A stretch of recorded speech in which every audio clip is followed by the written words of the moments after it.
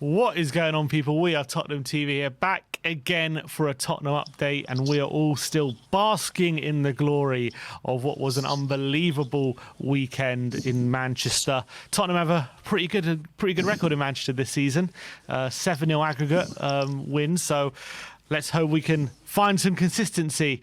Ben's obviously at home, unfortunately today, not in the studio. But how are we feeling today, Ben? All good, mate. Yeah, basking in the glory of the Manchester results, particularly the one on the weekend. A shame that's our only 2 away wins this season. Well, someone else, I think it's not just the fans who are looking for consistency. Someone else that is looking for consistency is Dane Kulusevski. And he has been speaking to the Evening Standard and to, I think, Dan Kilpatrick. And some good quotes, I think, coming out from Kulusevski post the win in Manchester. He's obviously spoken previously after the Carabao Cup win, saying if you want to be champion, you have to be champion every day, not just in this specific game. And these are the quotes he was saying after this weekend's game against Man City. He said, "This is the standard. This is how we have to play every game. If not, we're just stupid. We just have to keep this level, because when we play like this, it's a joy for the world." He then went on to say, he went on to say on the win against Man City, we have to be much more consistent. This is not a turning point. We have to be better in other games. This game suits us perfectly, but we have a lot of improvement to make in other games. We have to climb the ladder. We have to improve a lot, especially in the games where we play the lower ranked teams. But it's up to us to take all the responsibility, because we're very good players and we just have to do it every day. So similar to what he was saying after the Carabao Cup win. And it's pretty much what I think every Tottenham fan is still kind of worried about going into after this game, because as much as we've had a brilliant win on the weekend, and it's important to recognise, what a statement win it was, but we have been here before this season. We've had big wins and hoping that this can be a kind of a start of a long run. And then we've gone on to, having consistent results. So what do you make of Deki's quotes there? Yeah, I think it's a great mentality from him, because it'll be very easy for anyone in the squad to be like, well, yeah, this is a turning point. We're going to kick on from here. We're going to go on a big run. But we've had quite a few full stones this season, whether it be the win against Villa, the win against West Ham, the win against Man United, and we haven't shown any signs of consistency since then. However, I do feel like this result and this game does feel a bit different, because it's literally our best game in my memory of an away performance or a Premier League performance. So it does feel a bit different, but it's not going to be different until we show that consistency. So I like the mentality from Deki. I think he's showing great leadership ability in what he says on the pitch as well.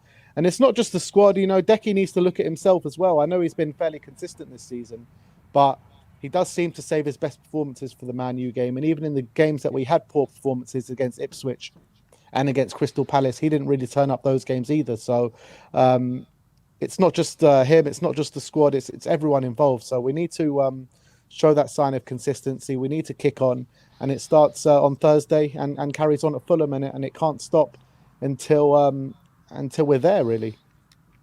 It's interesting listening to Deki with his words there, because I was watching the Madison interview after the game against City, and he was kind of a bit of a different tone. He was saying, everyone always talks about, it's always about the next game, and it's always, you have to show consistency, but sometimes you have to kind of look at that result and take stock about it and enjoy it, because these results don't happen often. And sometimes when you get such a big result, it's important to, acknowledge that result and sit back and acknowledge what we've done. A bit different to what Deki's saying there, about we have to, which is, obviously I don't think Matters is saying, we don't care about the future results, but, Deki's kind of already saying we have to move on from this result and show consistency, whereas Madison is looking to kind of take in this result and enjoy it, because these days don't happen very often. Yeah, and it's not just for Tottenham, these days don't happen very often. It's for all clubs in the Premier League. Like, it's very rare that you get a battering away at a top 6 club. Like, no matter where it's Manchester United, Arsenal, whoever it may be, it's very rare. So I get what Madison is saying, and I think it's true. You need to kind of sit down, enjoy it, but I think you enjoy it for 24 hours, and then you move on to what Deki's saying, and you got to concentrate on the next game, and you got to kick on. So I kind of agree with what both players are saying, but I kind of resonate more a bit with what Deki's saying, to be honest. And one more quote from Deki. He was talking about him improving as a player. And he says, I think I have something that no other player has, so you can't compare me to any other player.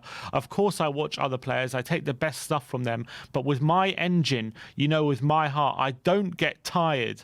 And I can't let anybody outwork me. That's the plan. That's how I play. And that's how I train, which is probably why we're seeing him obviously doing so well in the centre, because we know how much work those players have to put in, box to box, always, tireless running, competing in duels. And maybe that's obviously that's probably the difference between him and Madison when it comes to both of those guys playing in the role. I also think it might be part of the reason we went with him on the wing, just because he has that ability to tirelessly run down that wing and help out the fullback, and we needed that in this game to make sure we're defending correctly. But yeah, it's an asset which I think maybe goes under the radar when we talk about assets certain players have, isn't it? That engine, and it's very unique for a player with Deki's qualities to have that kind of engine, isn't it? And that's what really sets him apart.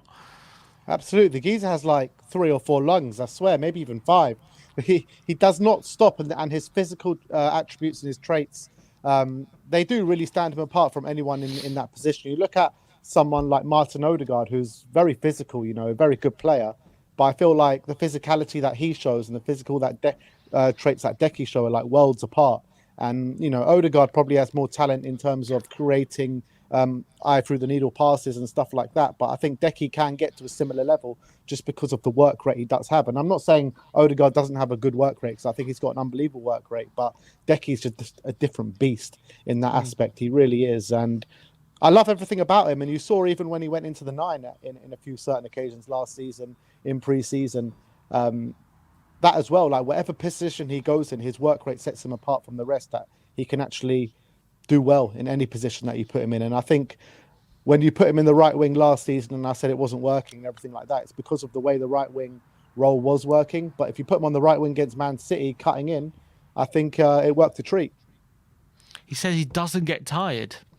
He doesn't just run forever and just doesn't get tired. I mean, the US Congress recently confirming that there've been there's aliens on this planet, and maybe he's one of them's playing for us in Deki Kulusevski, I think. How can you not get tired? I mean, what an absolute freak of nature. But look, this guy's playing for our club. You see someone like Solanke as well, who's got an unbelievable work ethic, but you see him towards the end of games, you can see him clearly tiring, and by the end of some games, he's just drops down because he's worked so hard. I mean, you never see that with Deki. I was about to say, I'm trying to think. Yeah, you never see Deki puffing or anything like that. So that's some good quotes from Deki. Let's move on to some of our loanees over the weekend, because it was quite a good weekend for some of our loanees. We'll start off with Manor Solomon. Got a brace for Leeds away at Swansea in a 4-3 win in what was an unbelievable game down in the Championship. But obviously Manor Solomon hasn't had the best of it since going to Leeds. He's obviously again suffered with some injury problems which have already plagued him for the last few years. But obviously back in the team on the weekend and got a couple of goals. If you watch the goals, first one was obviously a Brennan Johnson-esque tap-in at the back post after Dan James was set for on goal. The second one, similar goal, but more in the centre of the goal, outside the 6-yard box, and puts in off the crossbar. So hopefully that's for him a real confidence boost to get him playing regularly. But I was thinking about it as well. Of course, those goals look easy, but in our system, those are real crucial goals. And if he can do that regularly, then that's not too. That's a good skill to have if you maybe in the future wants to play in the Ange system. Yeah, I definitely agree with that. And I was also thinking about it as well. If he can prove his fitness from now until the end of December, is there a possibility that we could take him back in the second part of the season? Just to add a few wingers, add a winger to the numbers in the squad. I mean, it wouldn't be the worst idea if he actually can prove himself.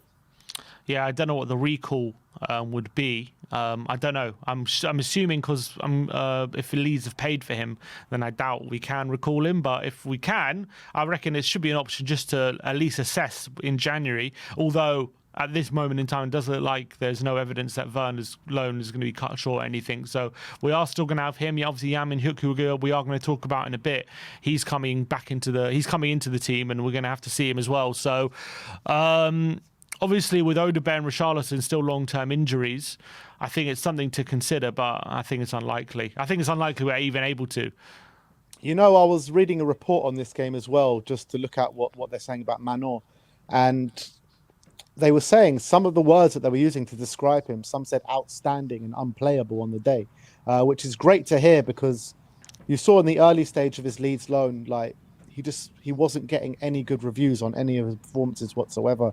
They were saying, oh, he doesn't look fit. So hopefully now you're really starting to see that fitness come back for Manor. He played 90 minutes he played 2 games actually over France, against France and against Belgium over international break for Israel. And they beat Belgium by 1-0, and he played 90 minutes captaining the side. So maybe we're starting to see him get back to full fitness now, which is a great sign. Yeah, I think that's the main thing. Just remain fit. Just try and keep fit for as long as possible. Because at the moment, I mean, let's be honest, for the past 2-3 years, similar to Richarlison, he just can't get a string of games together where he's fit. So now he's been fit for a few weeks. I think that's the main thing. Just get that confidence back. Next, we're going to be talking about Dane Scarlett, and he bags another goal on loan at Oxford. It was in a 6-2 defeat at home to Middlesbrough, but that goal makes it now 4 goals in his last 7 games for Oxford, and he's got 7 goal contributions in his last 10 for club and country. Really nice goal for you. I don't know if you saw it, right hand side of the box, to a decent angle, and he just powered it into the far corner. Keeper, I don't know if he got a little touch on it, but it was a really good finish into the side netting. And after a really difficult start for Dane Scarlett, struggled to get into the team, he's now regularly getting on the score sheet, and to do that in the Championship is no mean feat, especially for a young striker like Dane. So really looks like he's starting to really get that confidence in him, and he's got the quality to score, which is even more impressive. Yeah, what's good for Dane as well is, like, he actually started on the bench in that game on the weekend, and he came on for Harris, who was on fire at the start of the season. He got 40 minutes, so he came on quite early in the second half, and he scored the goal. And he's getting goals regularly for the under-21s for England. And when he gets the starts as well, he's making an impact and he's getting goals. So you can't fault Dane at the moment for his loan spell, because he's had a few loan spells now that just haven't been the right fit, hasn't gone right for him, or whatever it may be. But right now on his loan spell at Oxford, we're really starting to see a bit of light at the end of the tunnel. Whether it puts a value on his name or he comes back here to fight for a first team spot, it's only a good thing. Yeah, and for Dane, as you say, he's had a few loan spells that haven't really worked out, and he hasn't really scored consistently any of his loan spells, whatever level.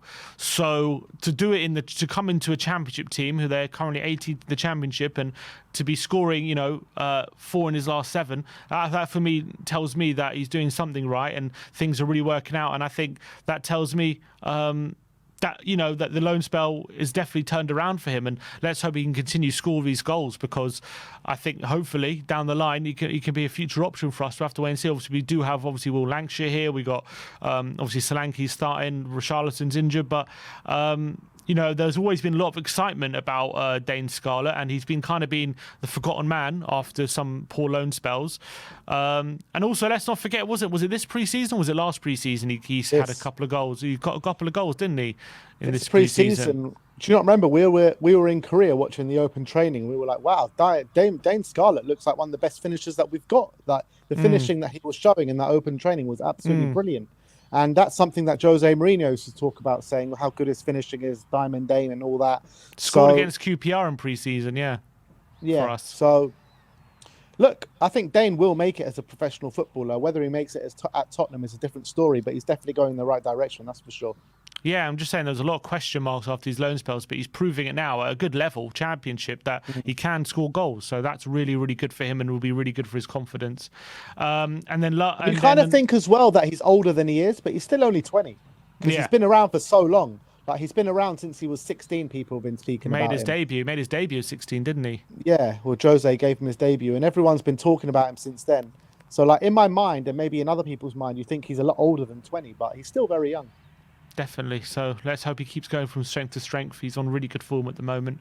And then lastly, we're going to be talking about Alfie Devine, who opened his account for Westerlo in a 4-0 win against Kortrijk. I don't know how you pronounce that, but it's a Belgian team. He got a brace on the day, and there are a lot of Belgian fans, Westerlo fans, a few. I'm not going to say I know a lot of Westerlo fans, but I've seen a few on social media suggesting it was his best performance of the season. The first goal did have a bit of luck to it. There was a shot which he was kind of getting the rebound on, and the defender cleared it into him, and it went into the back of the net. So a bit of luck on that. But the second one, making a late run into the box, and really good finishing into the roof of the net, like a kind of Dele Alli-esque late run into the box, or even, should we say, after this weekend, and James Madison-esque late run into the box. Really good finish for him. And on the day, eight touch in the box, three out of three tackles as well, 4 ball recoveries on the day, and obviously he gets himself a brace. Apparently Vuskovic as well, obviously starting in this one, and also having a really strong appearance and performance, and keeping a clean sheet, also completing 6 of his 10 long passes on the day. So for Alfie Devine, though, really great for him to get off the score, get off the mark for Westerlo, and another one who seems to be having a decent loan spell, despite the fact hasn't maybe got the goals he should have potentially. Yeah, he's one I'm really excited about. I remember in pre-season as well, he was one of our best performers in pre-season. He's versatile. He's got such quality about him. I just think he needed to play kind of regularly in men's football to get the physicality up to scratch on a consistent basis. And I think he's doing that. You know, he's playing week in, week out in wouldn't say a top league, but a very good league in the Belgian league, alongside a future teammate in Vuskovic. So I think this loan spell is going really well for him. And before the goals this weekend, I think he's been getting a lot of rave reviews anyway. So you've got to give credit where credit's due, because he's gone in to a new country, new league, and he's hit the ground running there. And at the age of 20 as well, from Alfie Devine, there's been a lot of high hopes. You know, he scored against Marine as a 16-year-old for Tottenham under Jose Mourinho. And a lot of people have wanted to see him get a chance at Spurs. And I think he will get it sooner rather than later. Maybe we'll see him again in pre-season. I'd probably like to see him be part of the first team squad next season if it carries on going well for him. Yeah, let's hope so. Let's hope this loan spell continues to do well. According to SofaScore, he's got an average rating this season of 7.08. So it does seem to be, performing pretty well on a consistent basis. Last 4 appearances for Westerlo, he's got an 8.4 yesterday, 7, a 7.2, and a 7. So he seems to be, at least statistically anyway, seems to be doing something right over the last few games. And hopefully this, breaking as a duck for Westerlo could mean he can start getting a few more goals and getting a few more goal scoring positions. So really great for him, and really great for him to get off the mark. Such high hopes for him, man. Such high hopes for him. I think he's going to be a top player one day. I really do. Yeah, 100%. Let's talk about Jan Min-hyuk. He was speaking at an awards event over the weekend, and obviously this is ahead of his him coming to Tottenham, ahead of his January move. He says, "I want to be like Son Heung-min at Tottenham. I especially want to emulate his shooting and finishing skills." Son Heung-min, Jan Min-hyuk emphasised the importance of learning English the most. "I'm studying English as well. I've been taking regular English classes, but since I still use Korean more than English, I have my limitations. However, I plan to build a foundation and learn by facing challenges." Son also told me that playing in the EPL is by no means easy. "Adjusting to a culture that's different from Korea after moving to London, England, is crucial.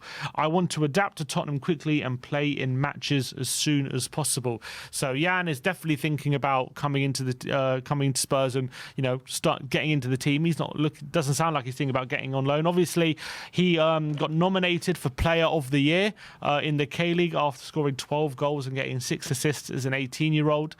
So really good to hear from him. That's his ambition, to start playing as soon as possible. Obviously, he's coming into this really high on confidence, isn't he? So it's going to be interesting to see how he reacts to maybe not being in the team immediately, and maybe not getting the game time that obviously he was getting in the K-League. It's going to be an experience for him. But as well, sometimes if you do come into a team with confidence, you can ride a bit of a wave, and maybe that can happen as well. Yeah, look, he's definitely going to be coming into it with confidence, but it's going to be a massive, massive change to him. Going from the K League to the Premier League is one thing, but then you're changing everything about the way you live. You're moving away from your family. You're a young player. You're 18 years of age. You're going to a new culture, new weather, new food, literally new everything. But the one great thing that he has is Son Heung-min, who's the national hero, is going to be his hero. And he's going to want to emulate him. So he's got a great role model who's the team captain.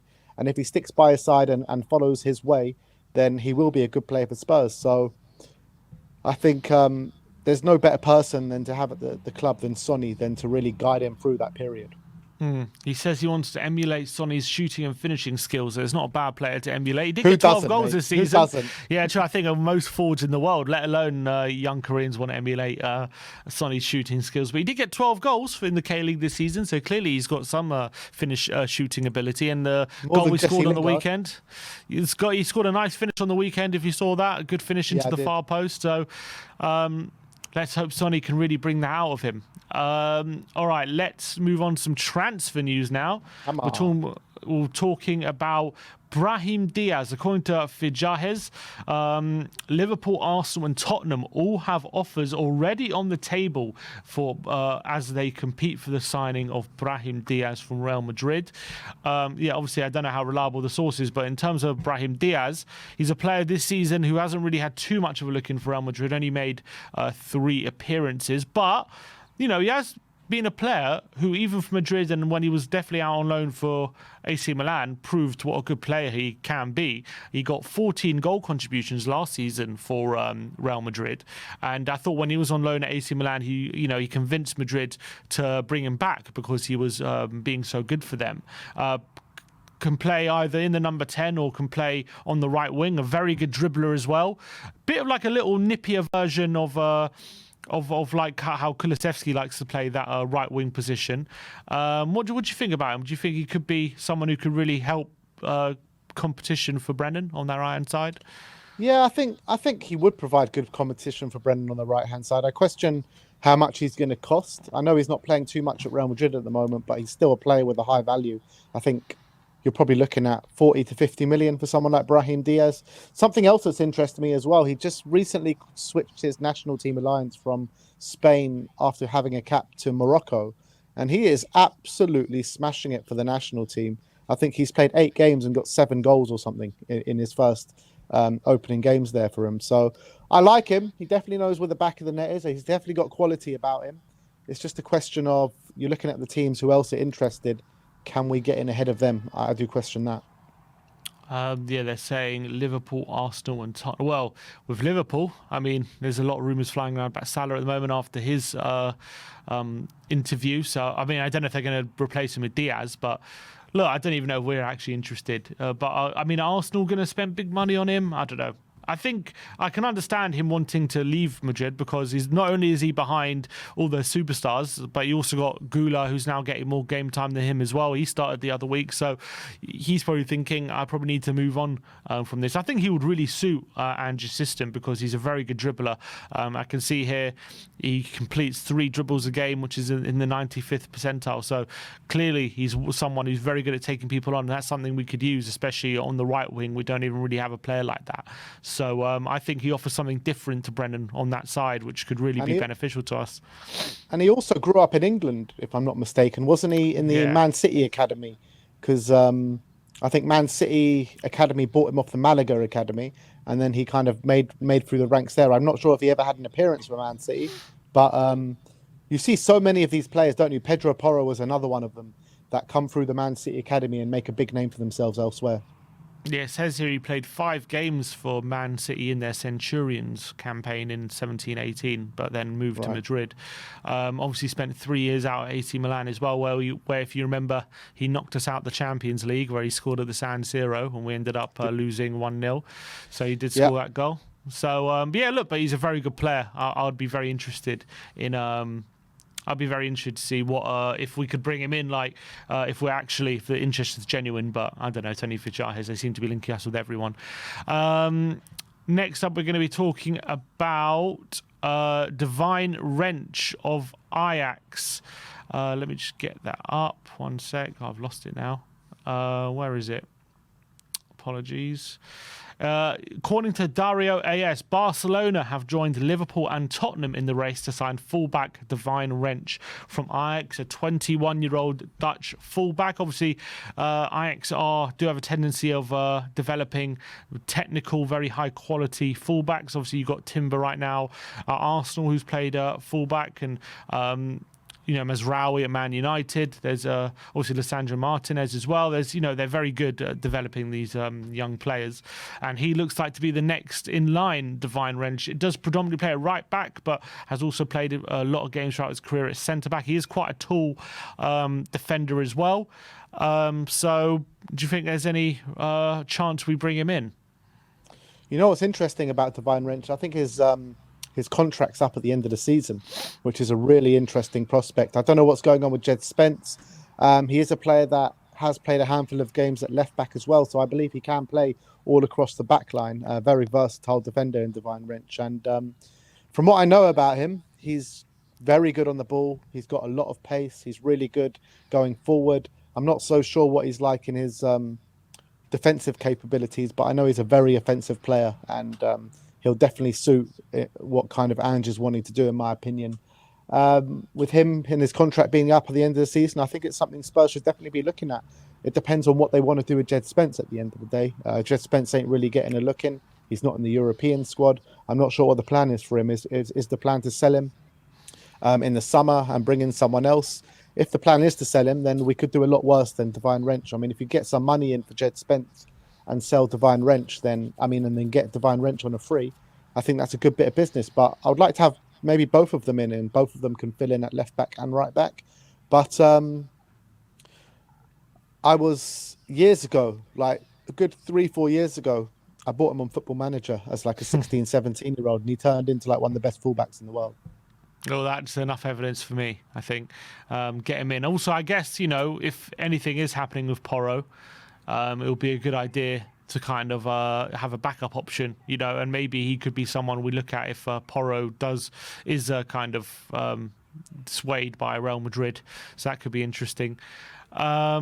And last but not least, the forgotten man, Sergio Reguilon. Vamos mi Sevilla are saying that Getafe and Sevilla are interested in bringing Reguilon in the winter transfer window, with Spurs keen to offload before his contract runs out in the summer. Obviously, from Tottenham's point of view, any money we can get for him, the better. And, that'll be fantastic. I wouldn't be surprised at this point if his contract does run out. I wouldn't even be surprised if it's like an Eric Dyer style transfer where we loan him out till the end of his contract, which we kind of did with him. So, yeah, he's been the forgotten man. It's interesting, recently, we have had problems maybe finding a left back to play in some games with Doggy pulling up and stuff, and maybe we could have used him. But look, not getting a look in here at all, is he? So, it is what it is with him at the moment. Yeah, look, anything you can get from him in the winter, you should just do it, because he's literally being used as a training cone at the moment. We took him out to a European game just so he can take part in training, because we were down in numbers. So it's a bit of a sad case for him, seeing how far his career's fallen, because when we signed him, he was one of the most sought after left backs in Europe at that time. We signed him, he started well, and it's just gone really downhill from him. He's gone to Man United and Brentford last season, where he had decent loan spells. But this year, it's got to be a disaster from a personal standpoint for him, because he's literally just part of the squad just to be a training cone. Yeah, unfortunately, he even travels to the European games away, and without even a chance of playing, he's not in the squad. So, yeah, it's no way for a fresh footballer to be. He needs to move on as soon as possible. So, that's that with him. But look, that is all we got for today's Tottenham update. Let me know in the comment section below about anything we discussed today. Like, subscribe, and comment. And as always, come on, you Spurs. Come on, you Spurs.